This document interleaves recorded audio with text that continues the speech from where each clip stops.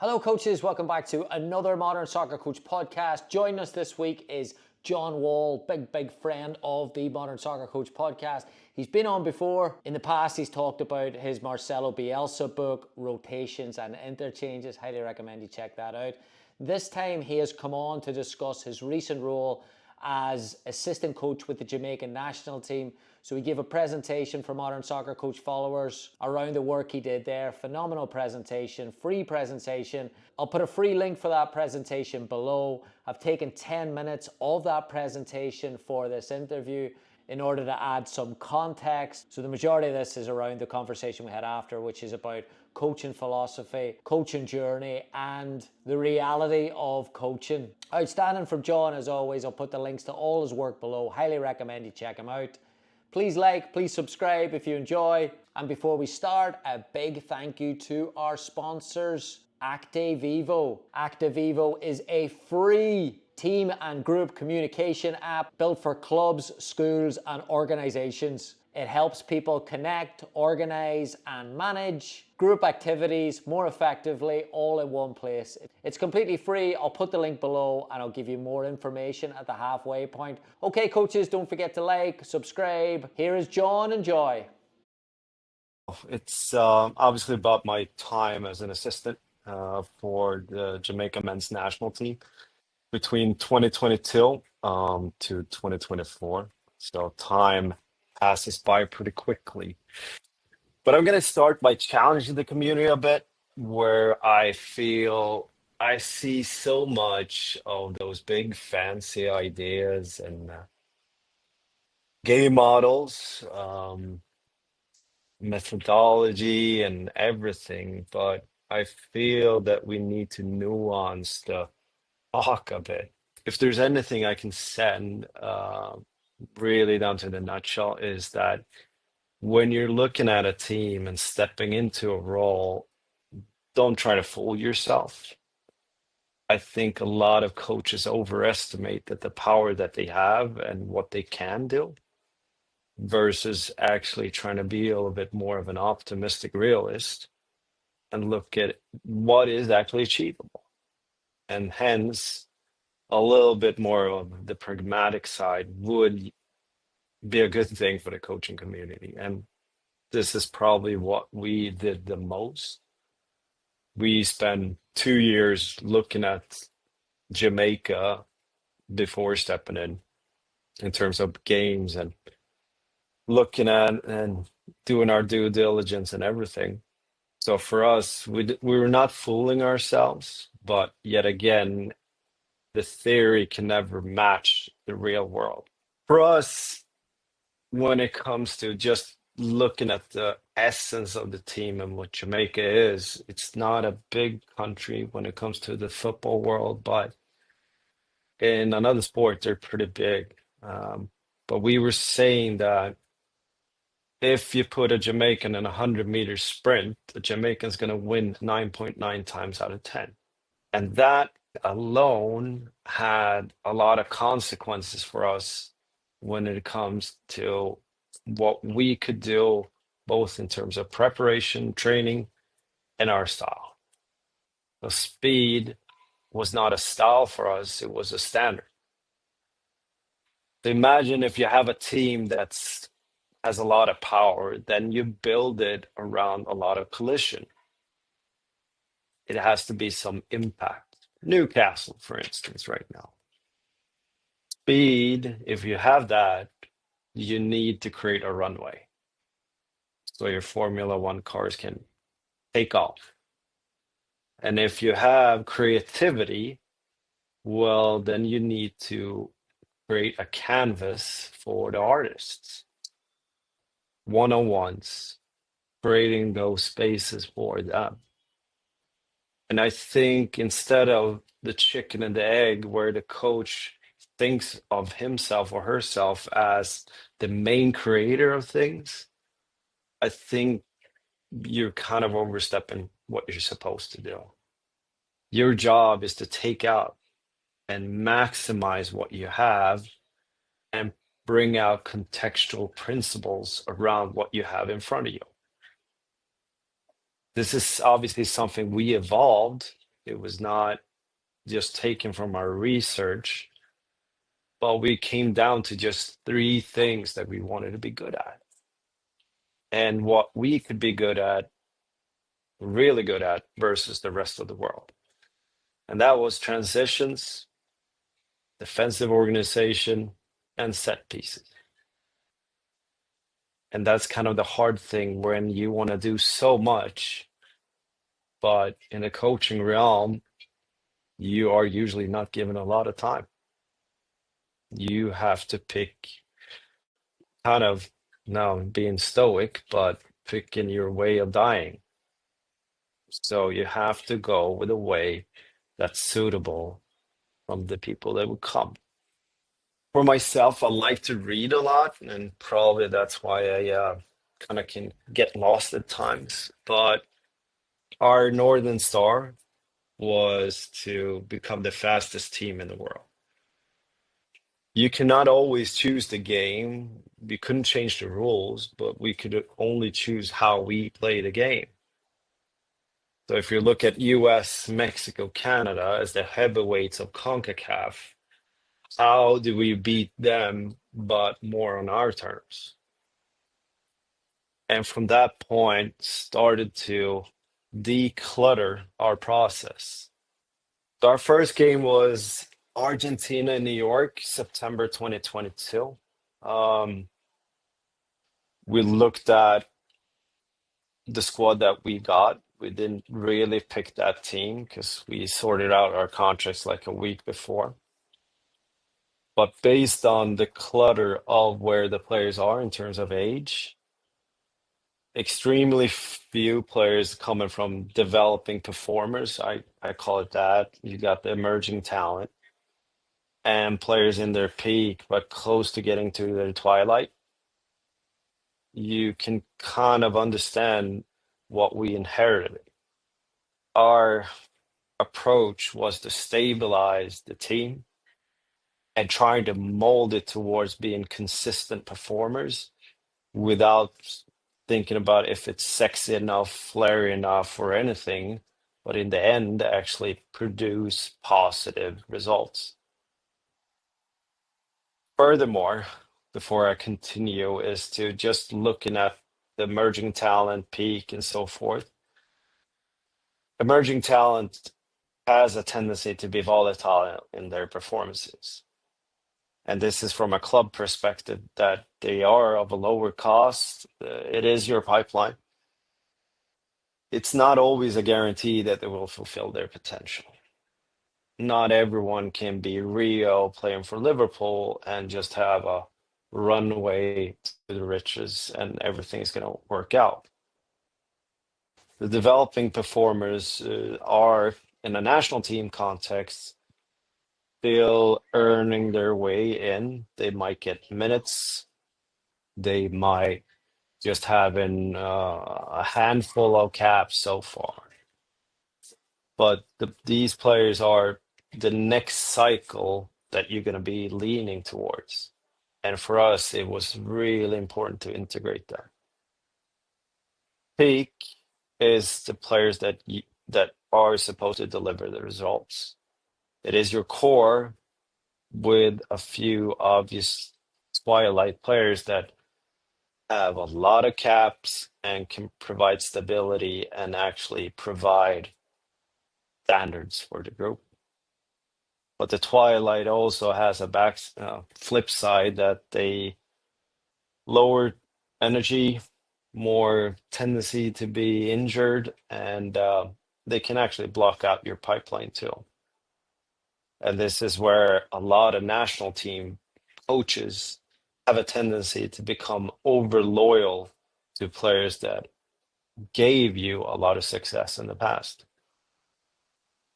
And that has happened numerous amount of times in the past.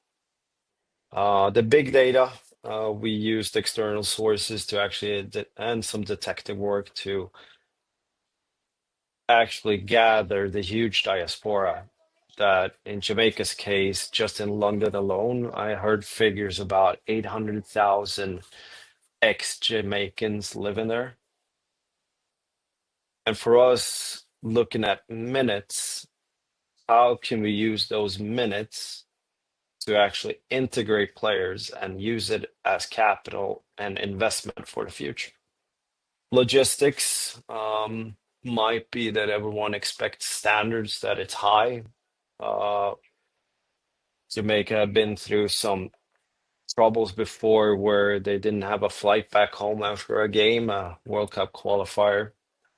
We really wanted to make sure it was less distractions and making sure that standards were met. And we probably spent 70% of our time on that than the actual football, together with the travel arrangements. What I found when I came, there was basically no internal equipment as GPS vests, bibs, cones, stuff like that.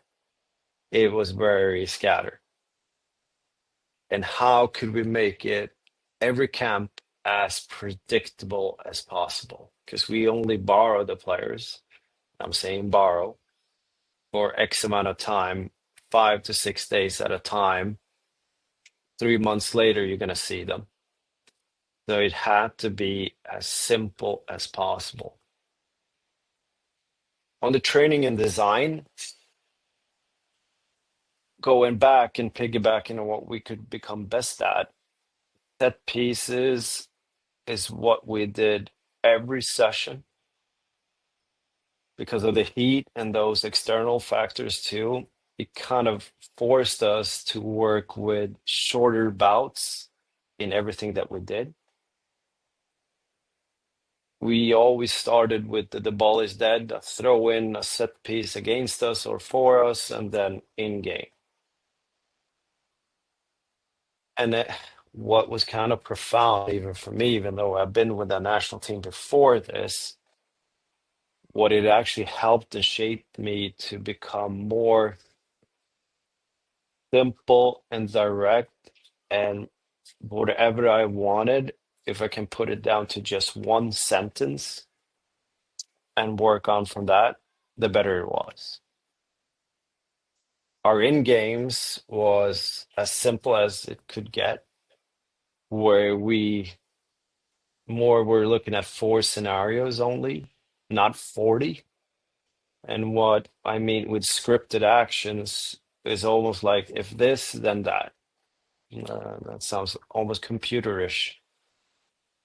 And when it comes to seeking moments, because of all the players playing for so many different clubs, it becomes more that your agreements is just down to a couple of things where, that's the cue. This is what we need to do. But that might have been just 3, 4 things. The rest of it is down to the quality and making sure not being in the way for the talent, and so that the players can express themselves. The contextual principles, I'm kind of favoring music because it speaks a lot to me. So you have Rage Against the Machine on one end, and you have Bob Marley there, and that blend of us coming together and forging something new without forgetting the past was to actually get those pieces together. And guerrilla football for me is about being resourceful and using the available resources you have. And if you don't have them, be smart on how you can tweak it and play a different game than the opponent.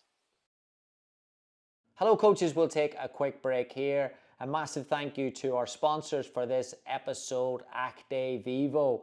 Actavivo is a free team and group communication app built for clubs, schools, teams, and organizations. It helps people connect, manage, and organize group activities effectively all in one place. You can schedule events, you can do messaging, you can do attendance tracking, RSVPs, group management, parental involvement as well, communicate with the parents on the teams, and also link resources as well.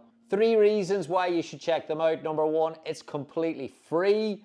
Number 2, it's user-friendly. There's a quick setup and it's easy to get going. And number 3, it's tailored for teams and communities. Scheduling, attendance, messaging, and resources designed around real group needs. Please check out Actavivo. Again, it's free. I'll put all the links below. Please check them out. And a massive thanks to them for sponsoring the podcast. Back to John. First off, scripted actions. So going back to that there, you said the word used was it's a little bit computerish.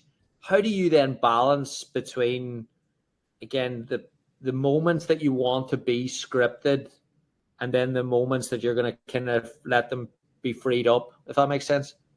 Yeah. Scripted actions might be just turned into we're 1-0 down. What are the choices we're facing?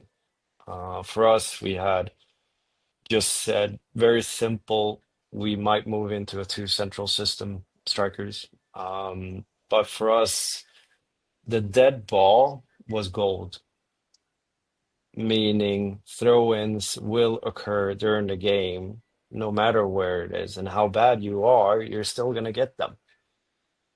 And for us, it was both having the dead ball throw-in and actually looking at it counterintuitively.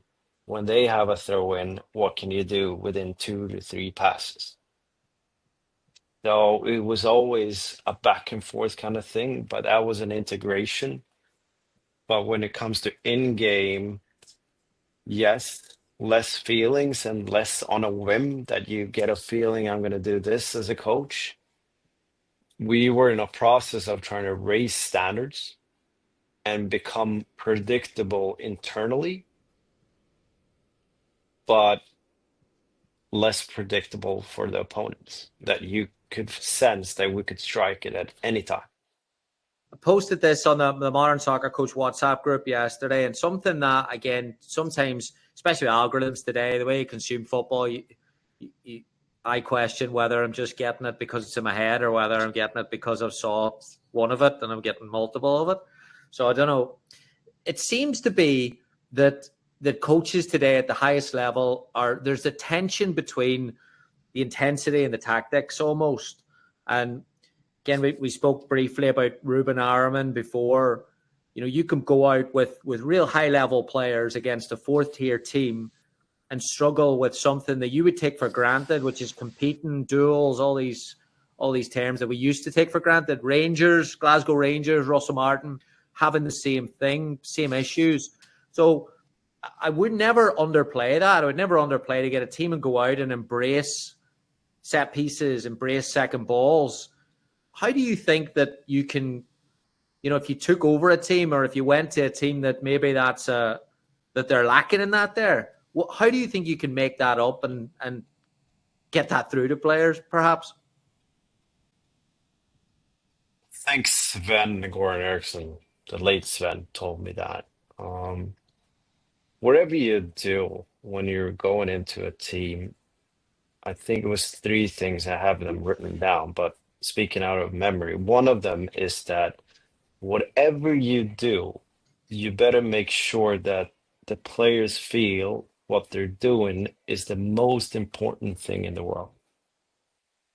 It sounds really simple, but I think in our heads, the Everest metaphor, I think we can exaggerate how much what we say or whatever it is makes them better. I think we have gone to the place where we are restricting our feelings or making less empowerment because you know your time is going to be up pretty shortly anyway. If we feel memento mori, you're going to die anyway. If you take that approach, and as a coach, you die several times. And that's the beauty of it, because you get reborn the next day. And how do you deal with that and take away the whole angst and that clinging on to this is my baby and it needs to be this? I think we're kidding ourselves and fooling ourselves. So live with the reality that the bad times are coming pretty quickly. They're all imposters, the good times too. Yeah. Trust me on that one. It is an imposter. But for me, it's more. Right. Yeah. Go ahead, Gary. Do you think that that we, you mentioned there about challenging the coaching community. Do you think we've created a false sense of what coaching is? That, again, Pep's killed us, hasn't he? Like, he's killed us from what the game could look like, and we all aspire for that. He's also kind of killed us, and Mourinho's killed us for how easy it looks. And now I think there's a lot of coaches that come in to the profession and actually expect it to be, sunshines and rainbows for the lot of it. What do you think about that? I think we fast track ourselves sometimes. I've done it. And sometimes we don't compound certain things that is going to be the harsh realities. And the roller coaster thing, the highs, the lows, what you can do, and how much you actually have to be more of a leader versus a coach or an instructor. Mm. I always, and hey, I know all the players that were playing for Jamaica, they're way better players than me. I was never a professional. They just start with that. And if you look at the group as a whole and you see in yourself, I tried to make myself as less I could be, that my 1 to 2% meant a lot more. It's not the bandwidth that I provide. It's what I actually say that means something. And observation is actually a skill. Mm. And I think coaches, with all their ambition and everything, want so much, versus observation is a skill that you actually can train and become better at. Because Gary, you can probably relate when you're driving a session, how much do you actually see? Not much. No. And when you're in a conversation, are you thinking more about what you're supposed to say next, or are you listening? Yeah, all about you keeping it going, and 100%. Yeah. Yeah. So I'm probably not saying that I'm an expert, probably never will be, but I'm more of the path going towards the less I can say and the more impact I can have. Yeah. It's interesting. It's really, really interesting. The piece on the set pieces, throw-in, starting sessions, again, doing a bit more. It's kind of what the presentation for me is about the realities, and it's about doing more with less, and kind of embracing that there. And I'm sure you didn't have a staff of 20 people, and I'm sure people had to double up and triple up and all that. So you probably didn't have a set piece coach.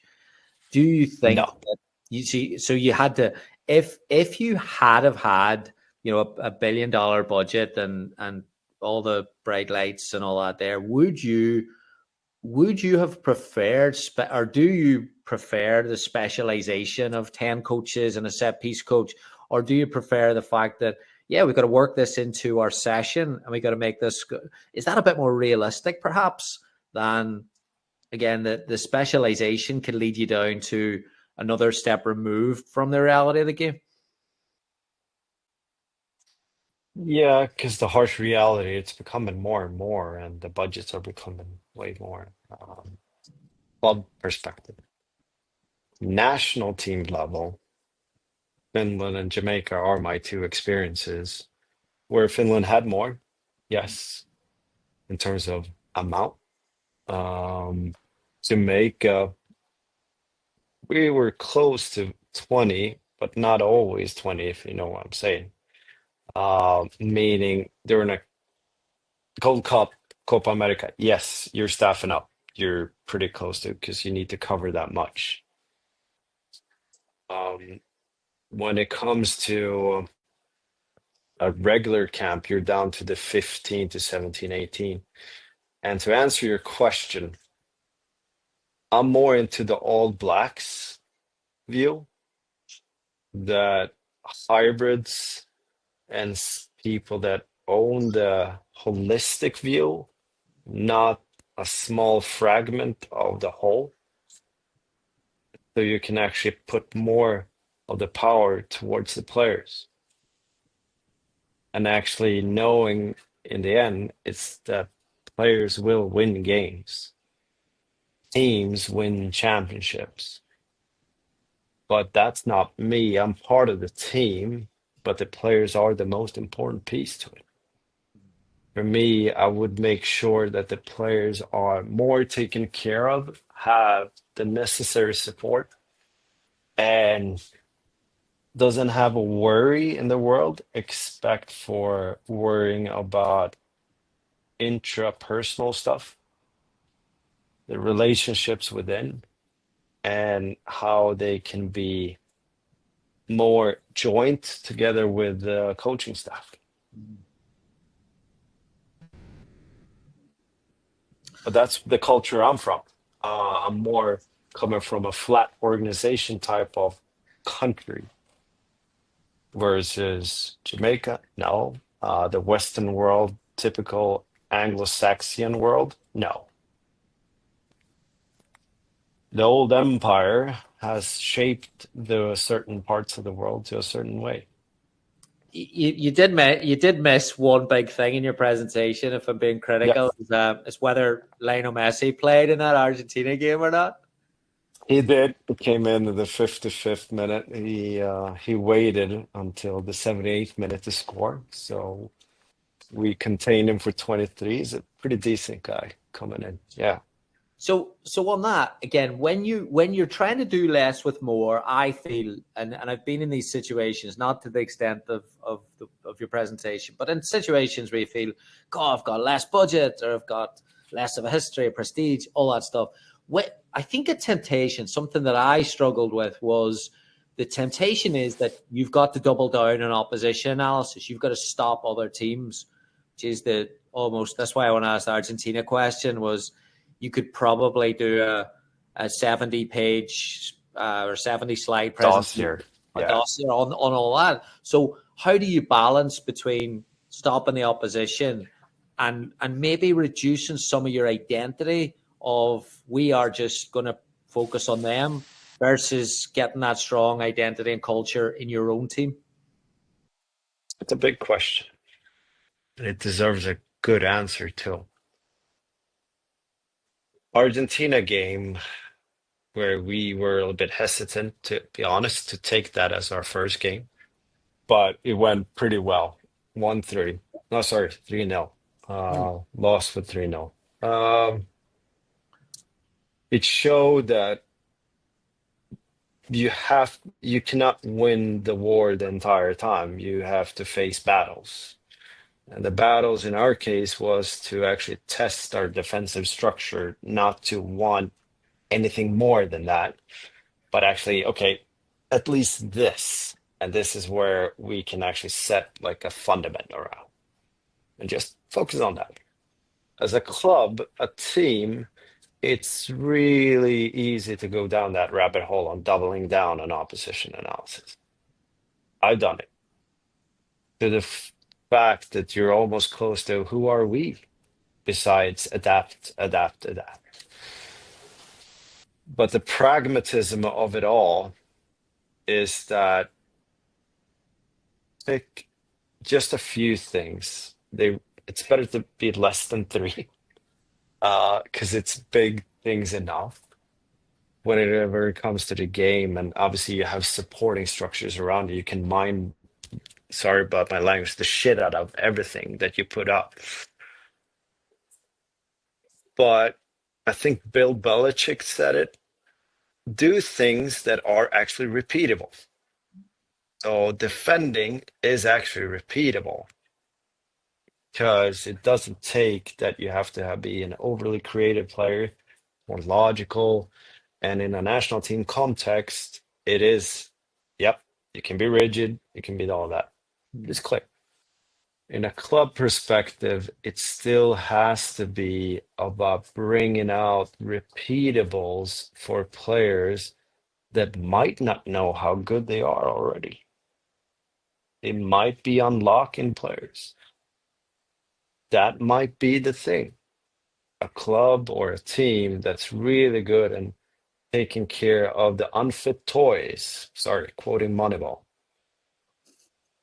You can become good at that. But it's also a context of so many things: social context, history, tradition, where you are placed in your nearby competitors and everything.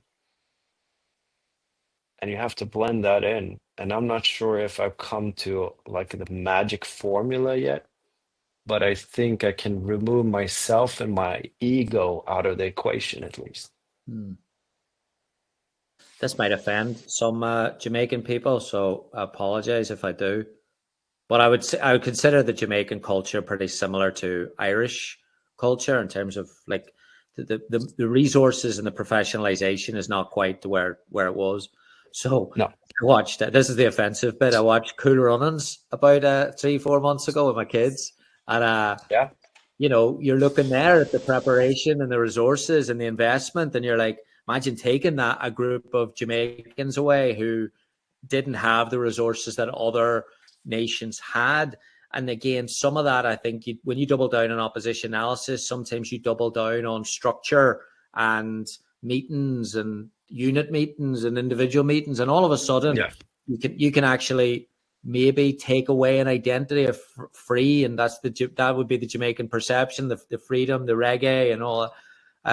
How did you balance between that rigidity and freedom aspect of the environment when you were putting together scheduling those days?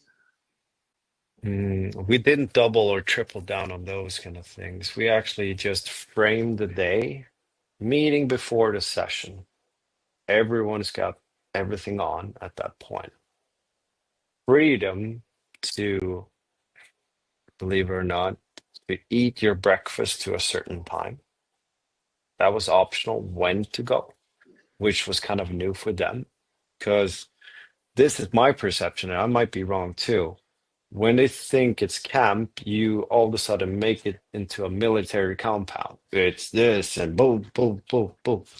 We did the opposite way. We believe that the players can take responsibility. So we just provided that structure with the meeting before. This is what the session is going to look like. Bum, bum, bum. And we had a meeting in the evening, either prior to dinner or just after dinner.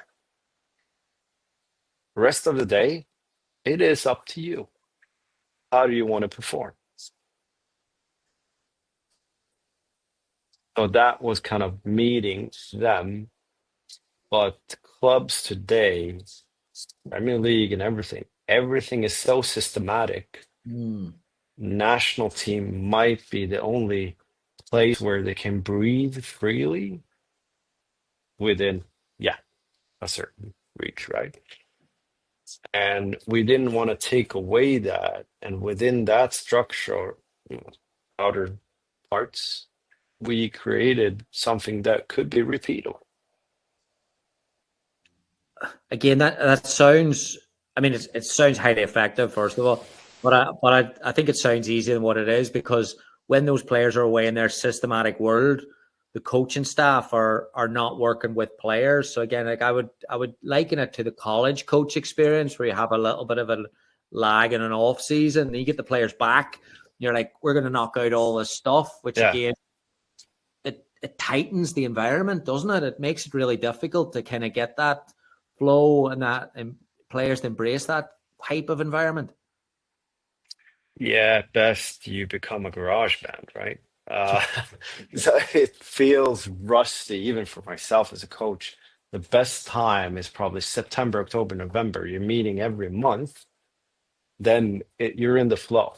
And then break, March. All right, okay, I'm supposed to coach now and do it. Now it becomes kind of a thing where you're scouting, you're doing all. I have had multiple positions myself, so, but it was more about different meetings, follow-ups, and narrowing down, boiling it down to do what it all comes down to. Making it simple, repeatable, do it again, not sexy at all. And then making sure that you're checking in and making perhaps the national team players might go through tougher stretches not playing. In our case, we want to be the energy bus where you get to the place, yes, new place, new people, connections, all that. And for them, hey, Jamaica versus England, no offense, but it's a little bit more sunny. So it makes a lot of sense in that for us using that at least as an advantage. The bit you said on, I'll make sure I get this right, I wrote it down. Every third player had to be a U22 player in the squad. So I'm guessing, again, my perception would be that limits probably the players that are exposed to professional environments or maybe Champions League, European competition. There might have been a gap in the squad then between those development players and, again, seeing those pictures that the top players are experiencing a little bit more often. How did you deal with that? We played some off FIFA window games, and luckily a lot of clubs were positive because it might be a player like in Deck's case, Lembeki's a U21 player in Wolves. It's a call up. Hey, can we play him against Trinidad in January, even though you're in season, instead of staying with the U21s? Clubs could see it more from a holistic perspective. It might actually develop the player. And sometimes the national team can be an engine to set a career in a different path. You have to, in our case, we have to see ourselves as kind of a development structure too, even though it's not in terms of development training, but exposure. And in his case, got a loan to Hearts and moving on championship and so forth. That helped him. And I think the national team piece, CV with a few national caps, looks better than just a U21 player from Wolves. There are different players where we actually, okay, we're going to pick a 17-year-old at a time. Whisper coming just from Jamaican high school. We're going to take him to Gold Cup because we can, and we are bold enough.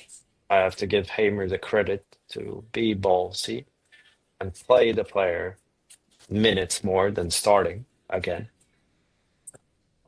But actually taking chances a little bit more than just safe bets. That had to be our way. And yes, there was a stretch between the best and the players there. But it's about taking that player to here. And eventually when that player goes out, you're moving the needle a little bit more. It's a continuous cycle. And that's why we recruit and looking at players from college, USL, Championship League One, to League One players, to Championship U20 players. We did it all. I even talked to 13-year-olds from Chelsea just to get them on board. I mean, when you're looking at that USL, you're saying, okay, well, I mean, there's a gap between international football and USL, but then you're saying about the speed. I guess how do you evaluate whether that player can, I hate using the word, compete at that level, or is that part of what the camps are for? Or how does that process work? So I would say that I had like a perfect bulletproof recipe for that. I would be lying. For me, there's a few factors that can differentiate a player. But first, I accept that talent can be found everywhere. That's kind of like if you're racking away players because of where they're playing, less likely that you're going to succeed. But it's more about, okay, is this player suitable for now? Or is it later? Where can we find a way in? In our way, we try to start a U23 just to have like a shadow team in between going through games. We got turned down for that. I wouldn't say it's legitimate reasons, but yes. So we found ways of getting players on board and getting them in. So yes, you had a differentiator of a player playing the USL Championship and a player playing in Champions League. Yes, we did. But are they always playing at the same time? That's one. And two, you're not always facing an equal opponent. What is suitable for this player? But I would say the plus to minus, minus to plus was a big differentiator for us. You have the ball, you lose the ball, you just won the ball, go for it. Those key decisions are a piece. When players tend to check out from a game versus if they are always present off the ball, that's a big thing for me. Yes, video is a thing, but you can still kind of get a sense of it. And three is when the players are furthest away from the ball, what do they do? And four, when they just release the ball, what do they do? Very simple, but yeah, I think it's pretty adaptable and scalable. Brilliant. Brilliant.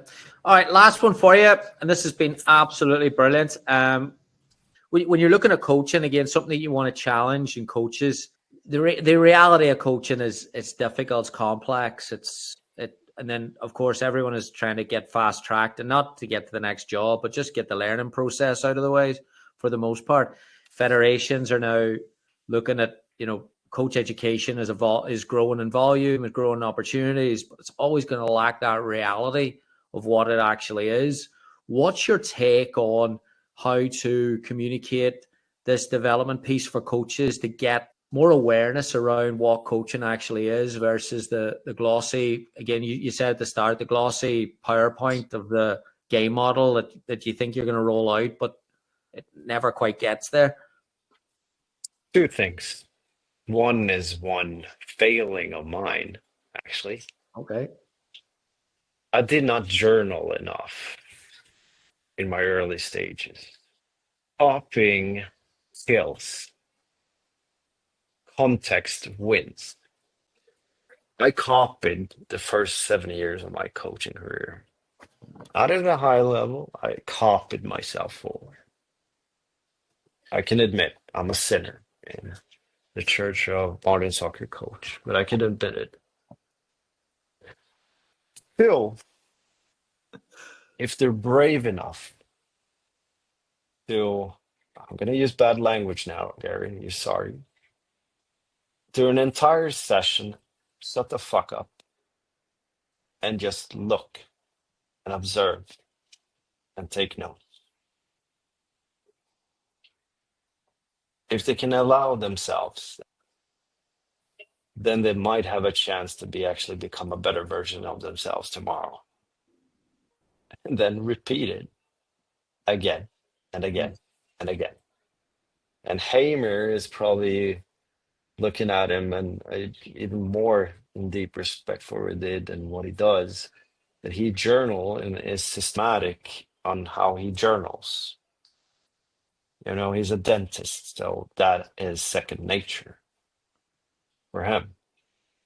And I think sometimes three would be to step out of the coaching realm, go into the office space or leaders in private world, and start asking these questions from an outside context.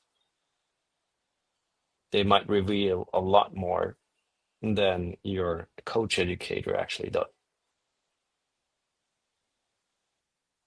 So I will continue to fail because I don't journal every day, but I would in my next coaching job. I would.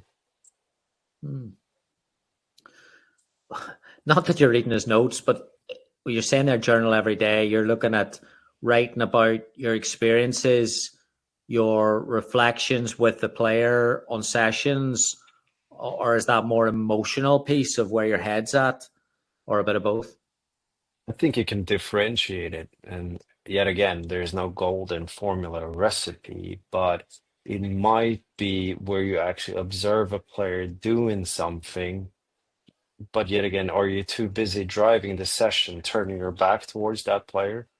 Or are you actually finding something and allowing that thing that's right in front of you that you can actually use to your advantage when you're coaching that player the next time? And for me, allowing a session to start, I'm more to the piece now where I just say, this is how you score. And then I let the ball roll. And from that point, to get them towards, they're actually doing it without thinking about it, confirming where I want them to look at. And then, there we go. Yeah, you're not flying in with your red cape. That's the thing, isn't it? That's the. If you start with that and say, I cannot save anyone, but you can all help yourselves and save yourselves, that might be a good starting point. It's fascinating though, like the higher that you go up and the more you learn and you speak to people who are in those positions, the more you realize that it's actually about more of a precision job. Like it's more about going in, going out, rather than it's not a cheerleader. Like that's not it. No, at least my perspective is like that. Yeah. And I think there's so many good people that are unheard of. My oldest boy he just started grade 4. I would say the first teacher he had, she personifies mastery for that level. And I felt like a kid every time I met her, like I bowed in the presence of greatness. And you can find all these people in different realms and actually just pick. I would have loved just sit a day watching her. I would. And I think those nuggets are everywhere. Yeah. So, main thing more. One golden rule that I have is to do not be the one blocking the way of the player's development.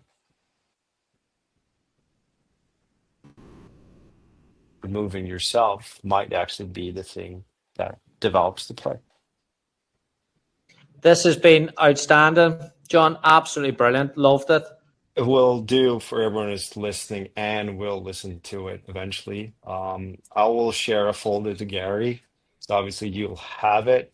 You can rip it apart, do as you please, be anarchistic about it. But I'm happy to share. There's no secrets. Phenomenal. Oh, you're going to regret that. Brilliant. John, thank you. Thanks everyone for jumping on. Amazing. What a day. Fantastic. Thanks, Gary.